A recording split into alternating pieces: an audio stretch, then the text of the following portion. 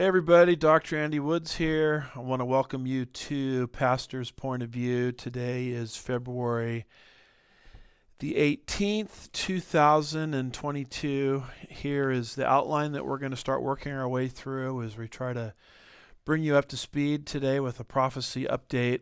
You'll notice here we've got 7 things to go through, and as usual, what we don't finish within an hour we'll bring to you next week. The first is the New World Order.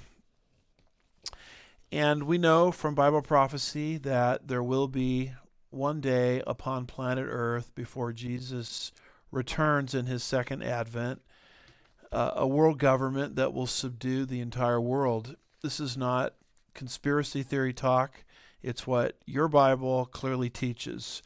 Many passages teach this. The one we like to use that communicates the point most distinctly is Daniel chapter 7 and verse 23, which says the fourth beast will be a fourth kingdom on the earth, which will be different from all the other kingdoms, and it will devour the whole earth, tread it down and crush it. We like to place a special emphasis on devour the whole earth. And we always like to bring up, or to your attention, I should say, articles that show us that that world government is being constructed as we speak. It's already well entrenched in the minds of the elites.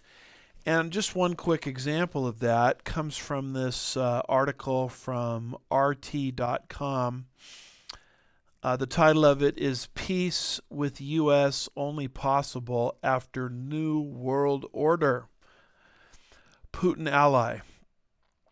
2022 is a year for crisis between Moscow and Washington, according to one of Russia's most senior senators, dated January 30th, 2020. The article is by Layla Guest, and it quotes here Alexei Pushkov, who is a close ally of Vladimir Putin. And here's the New World Order quote. He says, quote, "So until a new world order is established in which the U.S. is weaker and its role is diminished, we will be in more or less acute political conflict with them," close quote. So it just shows us the end game. The end game in the minds of these elites, Russian elites, is a new world order, but that can't come into existence until the United States is, as he says here, demoted to a much more weaker and diminished role. So the name of the game in all of this is the deliberate demolition of the United States.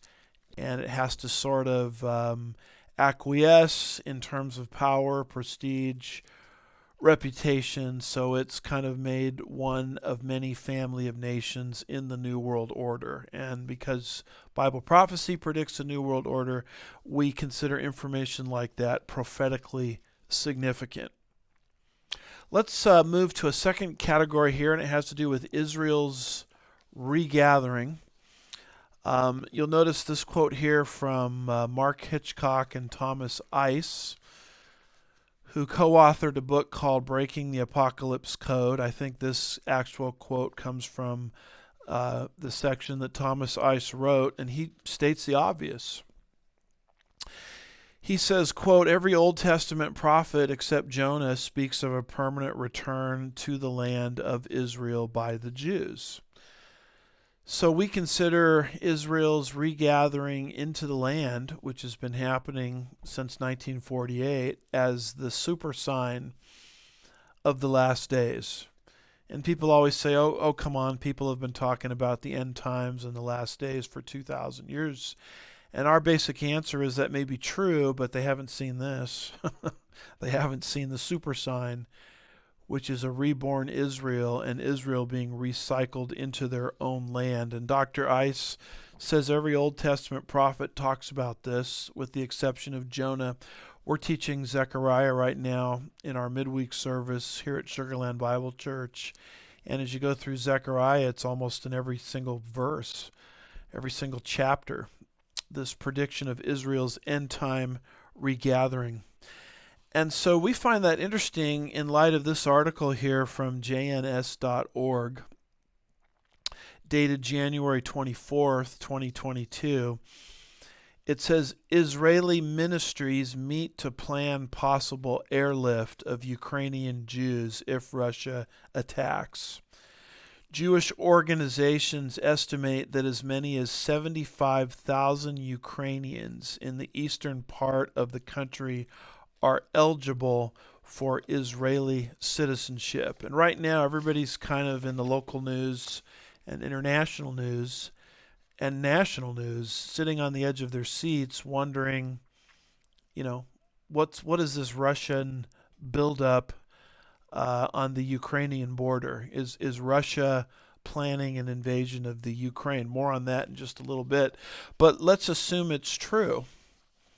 Let's assume there is going to be, at the time of this recording, yet future, a Russian invasion of Ukraine. The Ukraine, I would submit that even if that happens, which it could, God is still going to use it to recycle the Jews into their ancient homeland, because this article talks about top Israeli government officials and leaders of Jewish organizations held a recent meeting of evacuating Jews from the Ukraine if Russia invades. And as many as 75,000 Jews will leave the Ukraine and be recycled back to the land of Israel. And that is right on schedule with Bible prophecy in terms of the super sign that's happening before our very eyes. So when you interpret the signs of the times, you want to look at things coming together in confluence or convergence or simultaneous. And here are two major signs: the New World Order developing and Israel's regathering taking place. Let's go to a third area, and this has to do with the division of Israel's land. We know from Daniel chapter 9, verse 27, that the event that will start the 7-year tribulation period will be the He. That's the Antichrist entering into a peace treaty with the nation of Israel. You see that in Daniel 9:27, when it says he, or the Antichrist, will make a firm covenant with the many, or Israel, for 1 week. In fact, we have a graphic of it. Daniel 9:27 is an overview of the tribulation period, and you'll notice that what starts that time period is the covenant. The covenant between who and who? Between Israel in unbelief and the Antichrist. And I believe that one of the things that's setting the stage for that covenant is a progressively weakening Israel. How in the world would Israel have any incentive to reach out to the Antichrist for this covenant if she wasn't in a position where she needed protection? And she won't realize that she needs protection unless she's in a weakened position. And that weakened position means prior to this covenant, her land is divided. In fact, when you go to the book of Joel, chapter 3, verse 2, it seems to intimate this. It describes essentially the event which will trigger the wrath of God on planet Earth. Why is God going to bring his wrath onto planet Earth? Is it going to be because of homosexuality? Is it going to be because of abortion? Is it going to be because, they're teaching evolution in the public schools? All of those things are significant and they shouldn't be discounted. But Joel 3 verse 2 tells us that the straw that breaks the camel's back, triggering God's wrath to the earth, will be the deliberate division of the land of Israel. Notice what Joel chapter 3 verse 2 says. God says, I will gather all the nations and bring them down to the valley of Jehoshaphat. Then I will enter into judgment with them there on behalf of my people and my inheritance Israel, whom they have scattered among the nations, and they have divided my land. The division of the land of Israel weakens Israel and gives Israel an incentive to reach out to the Antichrist for protection in the peace treaty, which launches the tribulation period. So anything in the news related to the division of the land of Israel is always prophetically significant. So we have this article here from Israel National News dated January 30th, 2020 by Hezkai Baruch, and the title of it is Area C Falling into Palestinian Hands While the Government Does Nothing. And then it quotes a critic of this policy who says Gantz has given Abbas a green light to take over Western Samaria, close quote. Now, what is this Area C? It's part of what's called the Oslo Accords, where so-called Palestinians were allowed to go into the West Bank, and I don't personally like the name West Bank because the words West Bank aren't found in the Bible. And when you use the word West Bank, you're talking about territory west of Jordan, when in actuality that territory is east of the nation of Israel. So you're actually taking a Jordanian political point of view simply by using the expression West Bank. But part of the Oslo Accords allowed so-called Palestinians to go into the West Bank, better called Judea and Samaria, and settle there, which started to divide her land. And when Netanyahu was the prime minister, he slowed those settlements down. Now with Netanyahu gone and Gantz as the prime minister in power, he has reversed that policy, and now those settlements have increased dramatically since he's been in office, which is leading to the division of the land of Israel, which is the very thing that God says will trigger my wrath in the end times. Here's an individual named Dagan, a critic of this new policy under Gantz, saying, quote, 3 months ago, I was here with a senior official in the civil administration. There were then 52 illegal buildings controlled by the Palestinian Authority. Now there are 70. Not only that, they are planting here too, all financed by the European Union, and no one says a word in protest. Notice that it's the European Union or the international community that's pushing for this division, and they're doing it here with this Area C issue. The article goes on and it quotes another critic of the policy who says, quote, however, about midway through the article, there has been a dangerous escalation over the past few months. Ever since the current government took power, and we must not let it go unanswered. Gantz has given a green light to the Palestinian Authority head and to the European Union, which is funding their strategic takeover, and we can see the dangerous outcome right before our eyes, this particular critic said. So I would just submit that to you that, God, what he says is going to bring my wrath is the division of the land of Israel. The whole international community wants that. They think Israel needs to give up a piece of this or a piece of that to achieve world peace. God says, don't do that. Don't divide my land. And this whole Area C situation is contributing to that division. So that then becomes another prophetic development that we need to keep our eye on. Let's jump here to number 4, and let's go into, if we could, a Gog-Magog update. You'll notice this particular map here. This comes from Ezekiel 38, which is basically a prophecy given 2,600 years ago about these nations invading the nation of Israel in the last days. And we spent a lot of time talking about this prophecy because we believe from our timeline it's yet future. Now, one of the players in this that is usually overlooked is this little group here mentioned in verse 13 of Ezekiel 38, verse 13, Sheba and Dedan.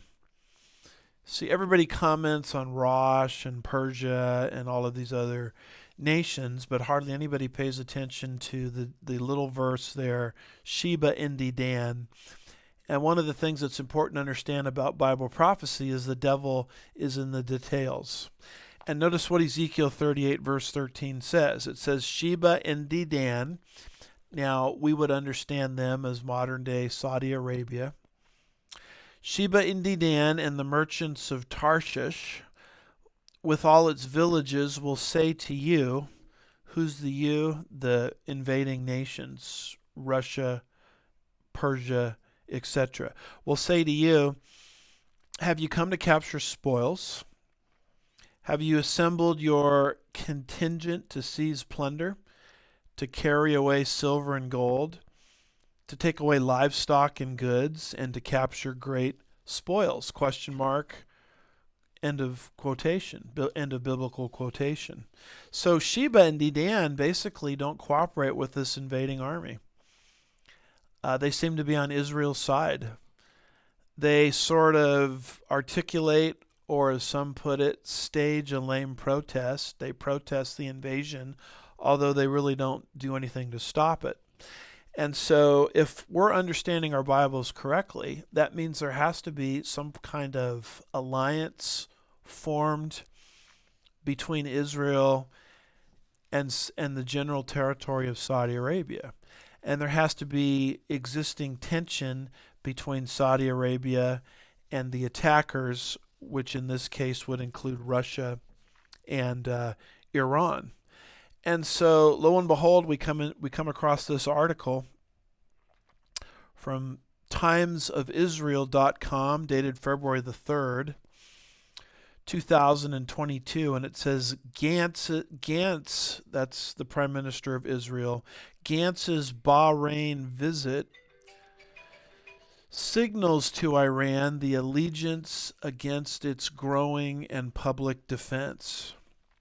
Defense Minister says Israel looking to work with Manama and other moderates in the region to combat shared threats as U.S. shifts focus to Ukraine and Russia.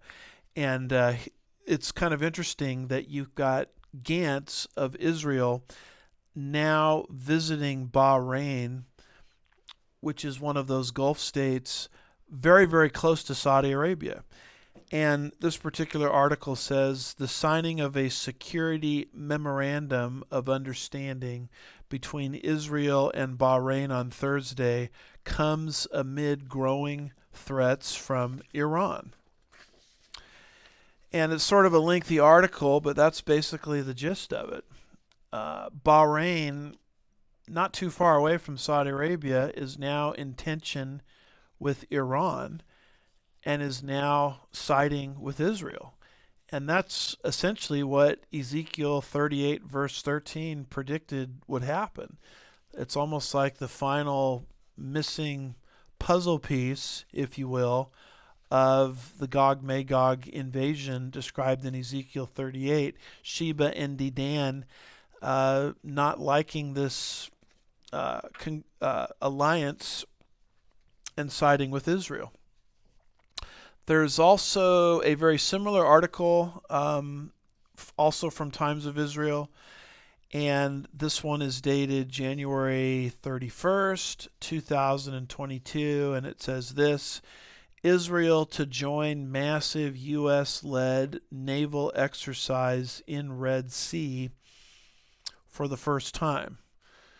So here is Israel conducting naval exercises in the Red Sea, and it gives the participants. Participants in the Fifth Fleet drill include countries with which Israel has had no formal ties. And look at the first one they mention here in the title, like Saudi Arabia. And then it mentions Oman. IDF says drill will advance our regional cooperation. Boom, there it is. Israel in the Red Sea conducting naval exercises with Saudi Arabia. This is exactly the sort of situation Bible prophecy anticipates when it mentions Saudi Arabia not liking the invasion but stating a lame protest because they are somewhat cozy with the nation of Israel. So when we talk about Gog and Magog, we wanted to bring you just a brief update concerning Sheba and Dedan. Let's go to our map again. Earlier we had up a map with Saudi Arabia circled. You'll notice that Saudi Arabia has no arrow moving towards Israel, like this map has Rosh with an arrow towards Israel, Magog with an arrow towards Israel, Persia with an arrow towards Israel, Cush with an arrow towards Israel, Put with an arrow towards Israel, but not so Saudi Arabia. I mean, why don't we have a map on this map, Saudi Arabia circled with a map towards Israel? Because Bible prophecy tells us that Saudi Arabia won't invade. Sheba and Dedan won't invade. Rather, they will stage a lame protest. And so some of these things in the headlines showing the alliance developing between Saudi Arabia and Israel and tension developing between Saudi Arabia and Iran and Russia are setting the stage, we believe, for the Gog-Magog invasion. Speaking of this Gog and Magog invasion, let's look at this map here. You'll see Rosh or Russia circled with an arrow towards Israel. Now, there's a lot of people running around today in prophecy circles basically trying to argue that Rosh is not Russia. Rosh is not a proper name, but it just means, like head. And in the Sunday school lessons that I'm doing entitled The Middle East Meltdown, which take place at Sugarland Bible Church, this new series from 9:45 to 10:45 a.m. Central, as I'm trying to work through Ezekiel 36 through 39, we're in chapter 37 right now. When we get to chapter 38 and we deal with the subject of Rosh, I'm going to demonstrate to you that Rosh is a proper name. It is a proper noun, and it doesn't just mean head. So Russia, we believe, is involved in this invasion, contrary to what many people in prophecy circles unfortunately are now saying. Notice this quote from Wilhelm Gesenius, who was a scholar's scholar. He is the father of Hebrew lexicography, which is the science of compiling Hebrew dictionaries. And in his Hebrew and Chaldee lexicon, he says concerning Rosh in Ezekiel 38, a proper noun, proper name, proper noun of a northern nation, mentioned with Tubal and Meshach, and then he says here, undoubtedly the Russians. And it's interesting, he said that all the way back in 1847. That was long before the communist revolution in Russia. It's long before the rise of the Soviet Union as a modern-day nuclear superpower. It's long before the rise of the modern state of Russia as a nuclear superpower. This was when Russia was a Christian Orthodox country. And Gesenius is saying, Ezekiel is saying that country, her character is going to change. And she is going to become ultimately hostile towards Israel and ultimately hostile towards the West. And so we believe Rosh is Russia for a lot of different reasons, but I'll go into more detail on it in our Sunday school lesson entitled The Middle East Meltdown. So an aggressive Russia is very, very prophetically significant.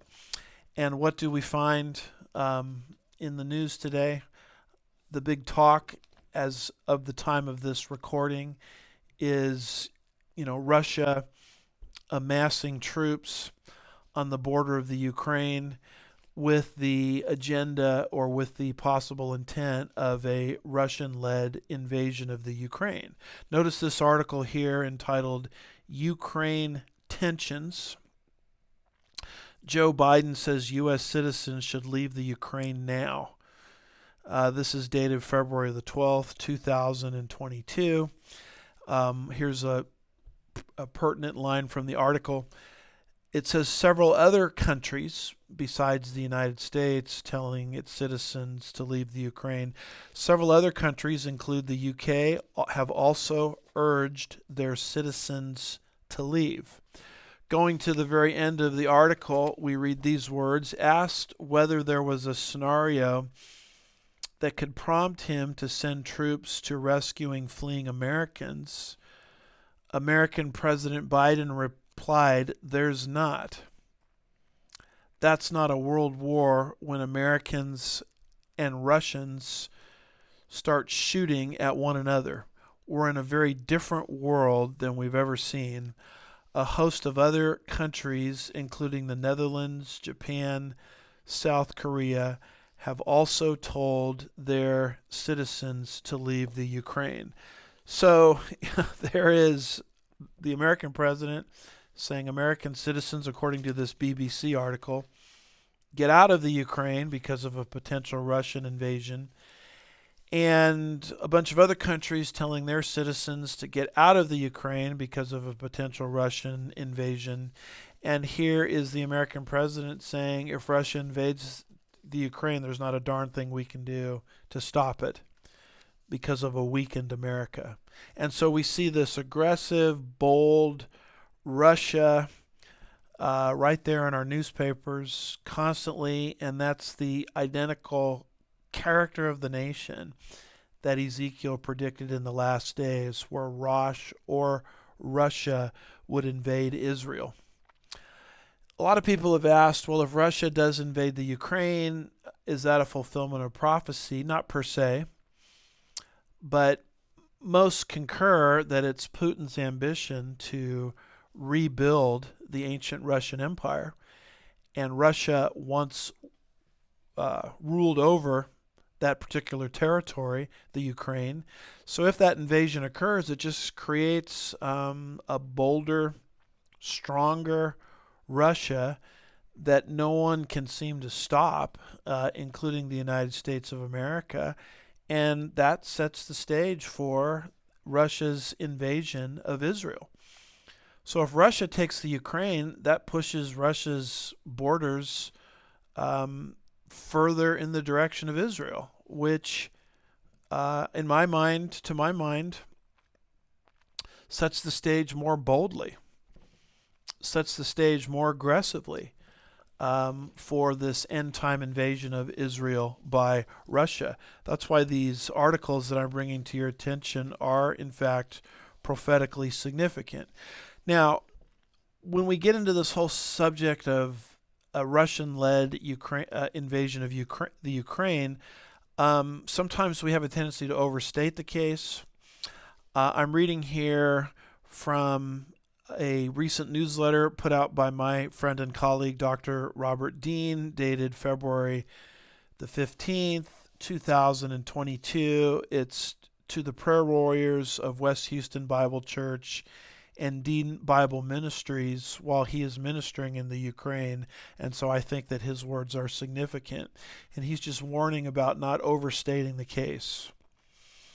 He says, quote, "Please be careful not to give too much credence to reports that a Russian attack is set for February 16th. Now, this is being published on February the 18th, and so obviously this invasion didn't occur on February 16th, as many people falsely said that it would.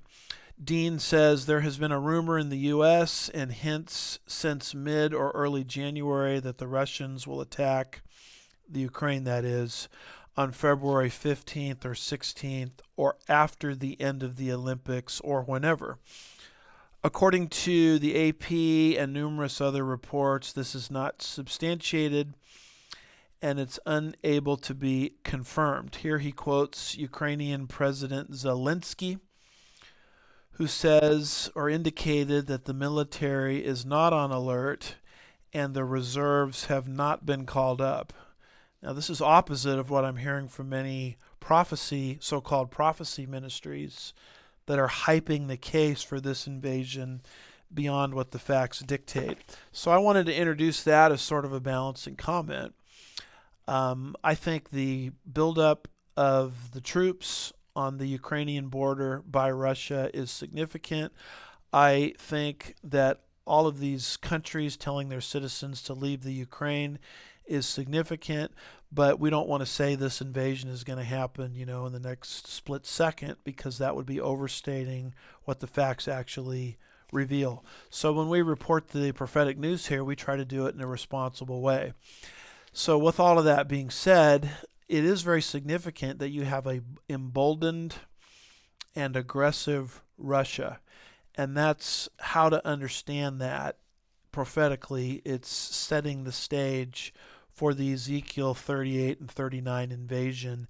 And that's about as far as we can go. We're not going to set dates for Russia's, pre-invasion into the Ukraine and how that has to happen first. If it happens, it wouldn't surprise me, because that's the character of Russia that Ezekiel predicted.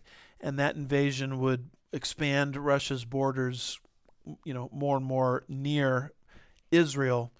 But Ezekiel 38 and 39 can happen whether Russia takes the Ukraine or not. If Russia does take the Ukraine, no big surprise. So, that's the best I can do in terms of trying to introduce some prophetic balance to a subject that unfortunately is being hyped up. We also have this article from Times of Israel. It's by a Times of Israel staff writer, dated February the 3rd, 2022. It says, concerning Ukrainian leaders, "We're interested in more help from Israel, including with air defenses. Amid fears of Russian invasion, this particular leader of the Ukraine says that they would welcome Jerusalem playing a diplomatic role. Israel doesn't believe there will be such a violent conflict, however."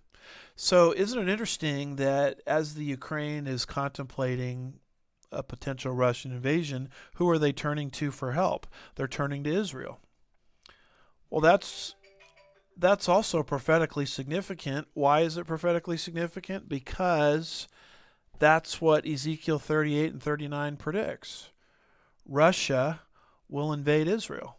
So there has to be tension between Russia and Israel. So as Russia thinks about or contemplates invading the Ukraine, you've got Israel wanting to help the Ukraine, and the Ukraine wanting to get help from Israel. So that creates further tension between Russia and Israel, which is exactly what Ezekiel 38 predicts for the end times. So all of this, we believe, is prophetic stage setting for the last days scenario. And we also run into this very interesting article from the Times of Israel staff, dated January the 31st, 2022, and it says Russian jammer in Syria said to cause interference with flights to Israel. The subtitle is "Pilot Spoofing Says," Pilot says spoofing, which tricks planes' GPSs into thinking it is elsewhere, is affecting civilian flights over the Mediterranean. Israel complained publicly of the issue as far back as 2019. And here's a line from the article right at the beginning. It says, "Airplanes flying into Israel from the direction of the Mediterranean Sea are again experiencing navigation problems due to signal spoofing installed by Russia in Syria." So here's a map, and it shows you exactly where Syria is. Syria is just to the north of Israel, you see that buffer zone between Israel and Syria, that area that's called the Golan Heights, a mountainous region that is very important to Israel in terms of defending attacks from the north. And according to this article, there's Russia just to the north of Israel in Syria, having set up shop there, kind of a satellite campus. And they're doing things from that location to disrupt Israeli air traffic. And so if Ezekiel 38 and 39 is going to be fulfilled, there has to be pre-existing tension between Russia and Israel. And there you see it, right there on Israel's northern border. And so this article about the Russian jammer in Syria, we find prophetically significant and fitting into these larger prophetic themes that we're seeking to bring to your attention. You'll also notice on this particular map that we have Iran circled. Iran is Persia. Now, how do we know that Persia in Ezekiel 38 is Iran? Well, Persia has a paper trail. You can read about Persia in the Bible. It was under Persian rule that the Jews were allowed to return into the land of Israel following the 70-year captivity. This is when the books of Ezra and Nehemiah and Zechariah and Haggai, did I mention Esther? Esther's in that mix when all of these books take place. And Persia continued on as a modern-day nation. And then in 1935, Persia's name was changed to Iran. It's just a historical fact. And in 1979, Persia, then Iran, was Islamicized, and it became the Islamic Republic of Iran. And that's when the Shah was toppled and replaced by the Ayatollah in the days of Jimmy Carter, you'll remember, in the late 1970s. And so when Ezekiel mentions Persia, it's speaking of what today we would call modern-day Iran. And so is Iran becoming bold and aggressive just like Rosh or Russia? Well, you bet that's happening. Notice this article from the freebeacon.com by Adam Credo, February the 1st, 2022. The title of it is Iran is Weeks Away from Having Fuel to Power Atomic Bomb, State Department warns. The subtitle says nuclear negotiations will end in coming weeks with deal or no deal. So we're very close to an atomic Ayatollah, a nuclearized Iran. It's an absolute foreign policy nightmare, but prophetically it's not shocking because Persia is predicted to have hostility towards Israel in the last days. Before the Shah was toppled, Israel was recognized by Iran in terms of her national existence. And Iran, prior to the Shah being deposed, was actually an ally of the United States. Now, prophetically, we all knew that that would shift at some point because Bible prophecy predicts Iran invading Israel in the last days, so something had to change. And what changed was 1979. 1979 is that watershed moment in which Persia, then called Iran, was turned into the Islamic Republic of Iran as the Shah was toppled and replaced by the Ayatollah. I hope you're starting to see a pattern with all of these things. The exact same thing happened in Russia. When Gesenius said Rosh is going to invade Israel, all the way back in, 1847, Russia was a Christian Orthodox country. Something had to change. Well, the Communist Revolution in 1917 changed the character of that nation. The same phenomenon happened in Persia or Iran. We can we could talk about the exact same trend in Turkey.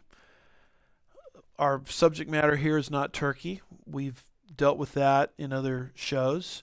But what I'm saying is all of these nations are fitting into the exact same orbit that God predicted through the prophet Ezekiel in the last days, right down to little Sheba and Dedan being non-cooperative with this invasion, as Saudi Arabia is now in cahoots or forming an alliance with Israel. And so every little detail is lining up exactly like God said. If you want proof that the Bible is God's word, to me this is one of the great proofs. Ezekiel 2,600 years ago predicted these nations and their basic alignment and orbit, and they're all fitting into the identical pattern in our newspapers today as we speak, not the least of which is the rebirth of Israel in 1948, without which an invasion of Israel would be impossible. You can't invade a nation that doesn't exist. So Israel became a nation again. Rosh moved into proper orbit. Persia has moved into proper orbit. Turkey has moved into proper alignment and proper prophetic orbit. And even Saudi Arabia, or Sheba and Dedan, is now moving into proper prophetic alignment or orbit. So Iran apparently is very close to going nuclear. According to this Free Beacon article, it says Iran will have enough fissile material enriched to weapons grade capacity in weeks and not months. And lo and behold, as this is happening, guess who's cooperating? Allowing Iran to cross the nuclear finish line. The late great United States of America, under the Biden administration, is paving the way and greasing the skids, allowing Iran to achieve, or to cross, I should say, the nuclear finish line. Notice this article from the Daily Wire. It came out February 4th, 2022. The title of it is Biden Lifts Sanctions on Iran's Nuclear Program. The first line in the article says Democrat President Joe Biden restored a sanctions waiver to the Islamic Republic of Iran, the world's leading state sponsor of terrorism, on Friday, as the administration desperately tries to get Iran to re-enter the nuclear deal. Now remember, this nuclear deal was started by Obama, and he got this through without two-thirds ratification from the Senate, which is what you need for a treaty, because he somehow argued that this is some kind of executive agreement and it's not a treaty. So this was done independent of what our Constitution calls for. You have to have two-thirds ratification in the Senate for something like this to happen. And then you remember Donald Trump correctly pulled us out of that arrangement. And here is the Biden administration in its first term in office. I hope, by God's grace, their only term in office, praying very hard that this is a one-term president. But at any rate, they're pushing us right back into the deal that Obama started, independent of the treaty process that Trump pulled us out of. Now, as this whole thing accelerates, this is all setting the stage for an emboldened and aggressive Persia or Iran, which is exactly what Ezekiel 38 predicts would happen at the end of the age. Notice this second article here by Benjamin Weinthal, February 5th, 2022. This one comes from the Jerusalem Post. It says, Iran society set to explode while Biden unfreezes $29 billion for regime. The subtitle says, social discontent in Iran has risen by 300% in the past year, according to an IRGC document obtained from Edelat Ali. So notice what this article says. Omri Sarin, if I'm pronouncing that right, the National Security Advisor to U.S. Senator Ted Cruz of Texas, tweeted on Saturday with a link to the Daily Mail article that we just read, with that tweet saying Biden removes some Iran sanctions imposed by Trump, including unfreezing $29 billion in bank accounts overseas in bid to overturn Obama, in a bid to return, not overturn, to return to Obama-era deal that 3 negotiators have resigned over, close quote. And so Trump, does something good and reverses something bad that Obama got us into as Americans, and here is Biden now involved with, I would call it Obama's third term, putting us right back into this lousy Iran deal. Now, you can look at this a couple of ways. I mean, it's terrible for the United States, but it's actually greasing the skids in terms of Bible prophecy, because it makes this invasion of Israel more and more credible. It makes it more and more believable, because you have an aggressive Iran, exactly like Ezekiel predicted 2,600 years ago, of course, with assistance from the late, great United States of America. And you have a situation now where Israel is pushing back. Notice this February 2022 article from the Times of Israel staff. It says Israel Air Force drilled a massive attack on Iran in presence of U.S. officer.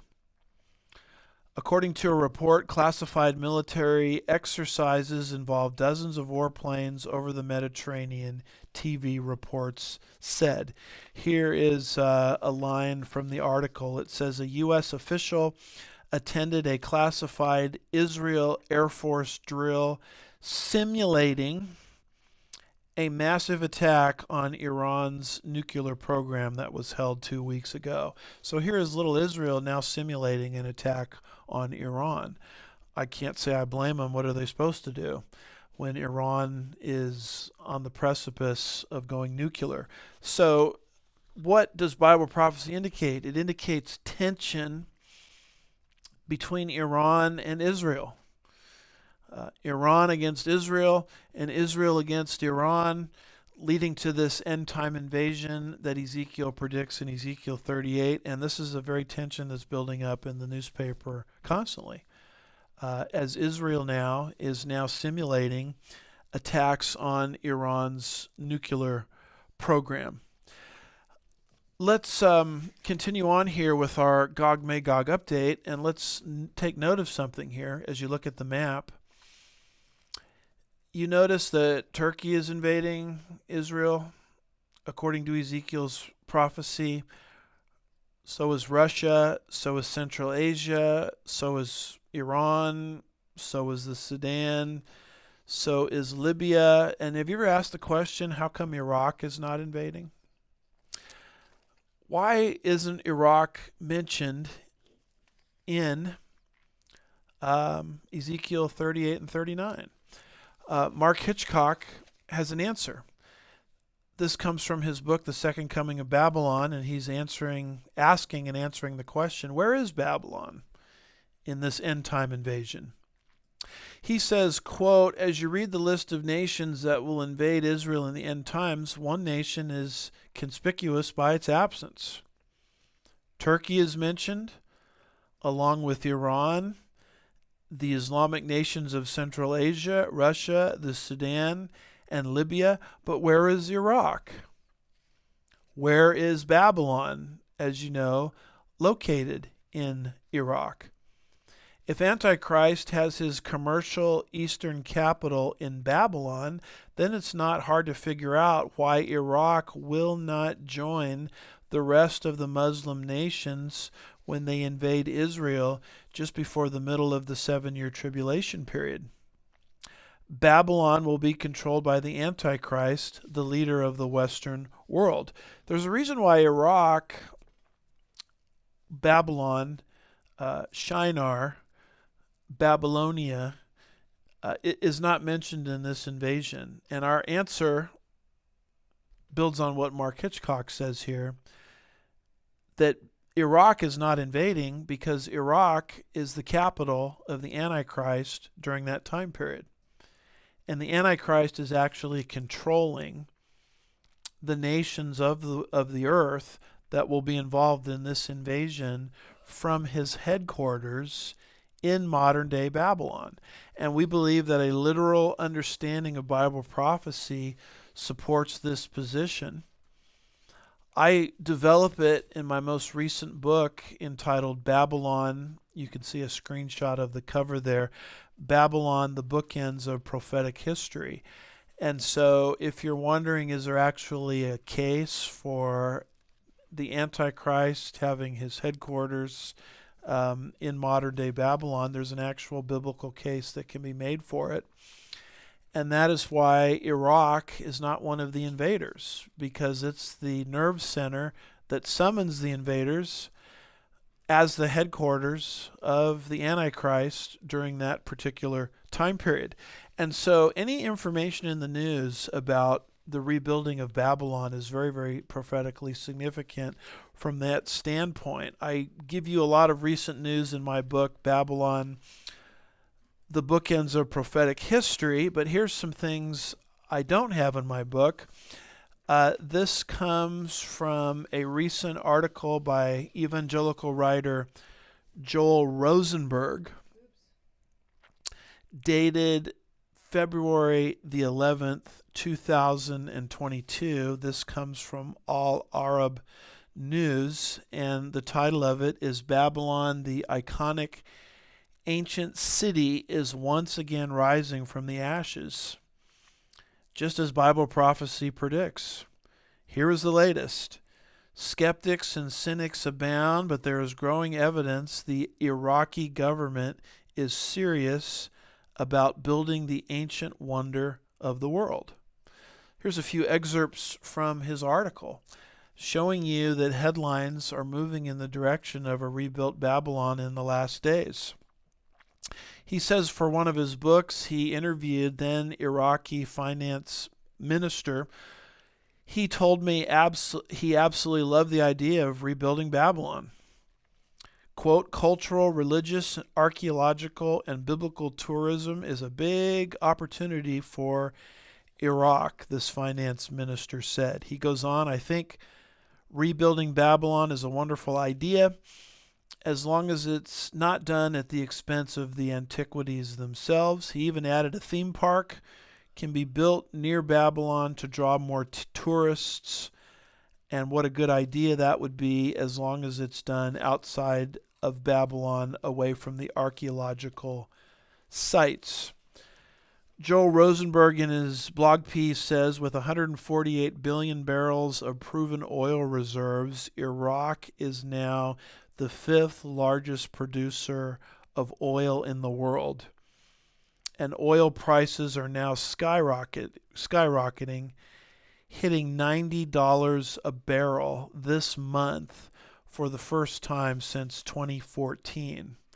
So with the price of oil accelerating and Iraq sitting on these large oil reserves, Iraqi wealth is now, which was stable for a while, is now accelerating, which sets the stage for the rebuilding of Babylon as Bible prophecy demands. Rosenberg, in his blog piece, again dated February the 11th, 2022, quotes an April 18th, 2006 New York Times article. And it says, but Iraqi leaders and the United Nations officials are not giving up. They are working assiduously to restore Babylon, home to one of the 7 wonders of the world, and to turn it into a cultural center and possibly even an Iraqi theme park.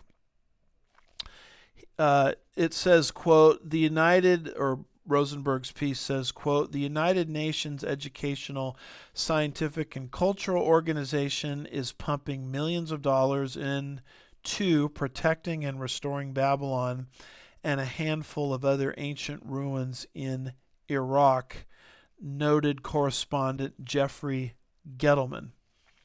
Rosenberg's article goes on, quote, UNESCO has even printed up a snazzy brochure with Babylon listed as the premier destination to hand out wealth to donors.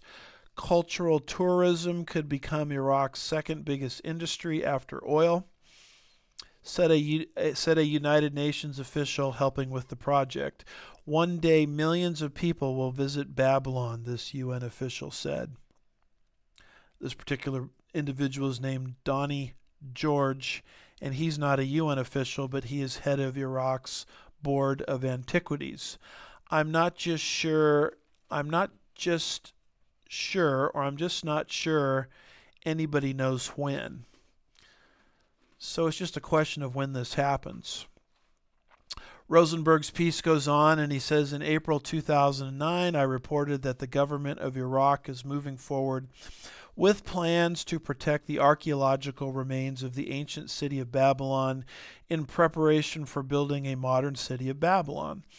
The project, originally started by the late Saddam Hussein, is aimed eventually at attracting scores of cultural tourists from all over the world to see the glories of Mesopotamia's most famous city. What's more, the Obama administration, now he's talking about things he's written about this previously, the Obama administration is contributing $700,000 towards the Future of Babylon project through the State Department budget. Rosenberg goes on and he says, in January 2011, I shared with my readers an intriguing article published by the New York Times about Iraq's latest efforts to preserve, protect, restore, and then rebuild the ancient city of Babylon, and to make it a draw for tourists with U.S. taxpayer assistance. The Babylon project is Iraq's biggest and most ambitious by far, a reflection of the ancient city's name and its resonance in Iraq's modern political and cultural heritage. The Times reported, noting that the State Department had announced a $2 million grant to begin work to preserve the site's most impressive surviving ruins. They include the foundation of the Ishtar Gate, built in the 6th century by Nebuchadnezzar's father, Nabopolassar, and adorned with brick reliefs of the Babylonian gods Marduk and Adad. He says by July 2019, so much progress had been made that Babylon was named a UNESCO World Heritage Site. And then he says, this is getting very recent in terms of news, last fall, the Babylon International Festival was held again for the first time in decades. The goal is to relaunch art, culture, and even the economy of Iraq by making Babylon a showcase of new Iraq, a must-see tourist attraction for visitors from all over the world, said one participant. Now look at this. In February 2021, this is very recent. This is this month, as the time of this recording. Oh, I'm sorry. Had that wrong. We're in 2022. Let me backtrack. This was just 1 year ago, which is not that long ago. In February 2021, National Public Radio reported on the state of tourism in Babylon. Since Babylon reopened in 2009, tourist numbers have fluctuated, said Alice Fordham, The local tourist board says that the best recent year for Iraqi visits was 2017, when more than 35,000 visited. This winter normally peak season because of the cool weather. The pandemic affected the numbers, and about 10,000 came. The year before, many stayed away for fear of being caught up in violence at demonstrations in nearby cities. But some local investors believe in the promise of domestic tourism in places like this that have long been under-visited, she added. Several tours now run from Baghdad to the scenic marshlands of the south, which some scholars say may have been the biblical Garden of Eden, where sleek buffalo swim through the grasses and people live on the islands. Tourism has been growing there gradually as security has improved and hotels have opened. Now here's something very recent. Rosenberg says just this month, an Arab newspaper reported that the Iraqi government is going to convert a palace overlooking the UNESCO World Heritage Site in Babylon into a museum, close quote.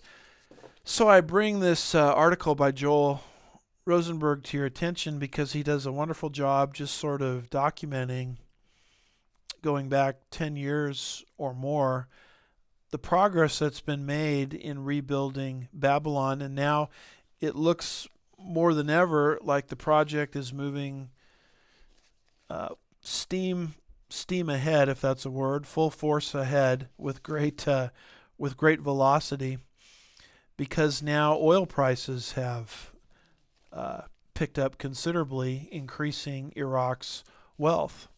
And so I find this article by Joel Rosenberg very interesting because, like myself and others like Dr. Charlie Dyer and Dr. Mark Hitchcock and Dr. Thomas Ice, etc., have taught for a long time that Bible prophecy demands that there be a headquarter of the Antichrist in Babylon. And so any type of movement in this direction is worth reporting on, and that's why I wanted to call your attention to Joel Rosenberg's recent piece on this, because you can track it down and see all of these interesting details itself. And that may very well be why Ezekiel, in the invasion of Israel in the last days, doesn't mention Iraq. It mentions all kinds of other nations, but it doesn't mention Iraq, because Iraq during that time period will be the headquarters of the Antichrist, controlling these nations from rebuilt Babylon. And so anything in the news related to rebuilt Babylon is prophetically significant. So let's draw it to a close here. We've had about 7 things we wanted to cover, but at least we got 5 in this report. The New World Order, Israel's regathering, Israel's division, and we've done our best to bring you up to speed concerning the things happening concerning the Ezekiel 38 and 39 prophecy in terms of a Gog-Magog update. And the next time I'm with you, we'll take a look at tyranny, progressive education, and the days of Noah. That's it for now. We're going to finish our prophecy update outline in our next session together, picking it up with tyranny. Thanks for watching. God bless you. We'll see you next time.